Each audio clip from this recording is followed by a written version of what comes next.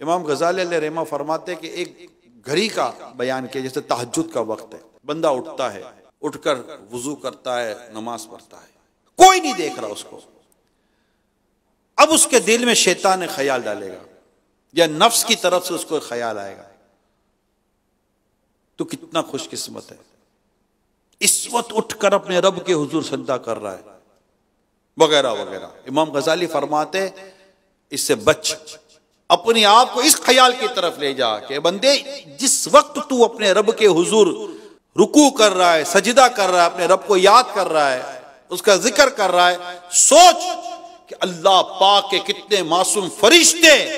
इस घड़ी भी अपने रब की इबादत कर रहे हैं, कोई सजदे कर रहे हैं, कोई तस्बीह कर रहे हैं। इस वक्त दुनिया में कितने औलिया कराम, कितने अल्लाह के वली, कितने नेक बंदे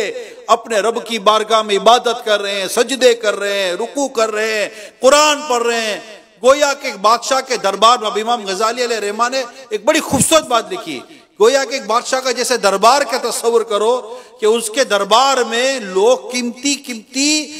तोहफे भेज रहे हैं, हीरे जवाहरात आ रहे हैं और बादशाह सबके तोहफे कबूल फरमा रहा है। ऐसे में अगर कोई शख्स पत्थर से भरा को थाल भेजे और बादशाह अगर इन तमाम हीरों में इसके पत्थर और कंकर को भी कबूल फरमा ले, तो कमाल कंकर पत्थर भेजने वाले का नहीं, कमाल तो कबूल करने वाले का है। तो जिस घड़ी में अल्लाह के ये नेक बंदे औलिया कराम अल्लाह की इबादत कर रहे हैं, अपने मकबूल और पाकीज़ा सजदे अपने रब के हुजूर पेश कर रहे हैं, अगर ऐसे हालत में तेरा रब तेरा सजदा कबूल फरमा ले, तो कमाल तेरे सजदे का नहीं, अल्लाह ताला की रहमत का है जिससे तेरी इस इबादत को कबूल कर लिया। ये उज्जूब और खुद पसंदी से बचने के इमाम गजाली रहमान ने कितने खूबसूरत तरीके हमें बयान किए। खुद को नेकोकार ना समझे।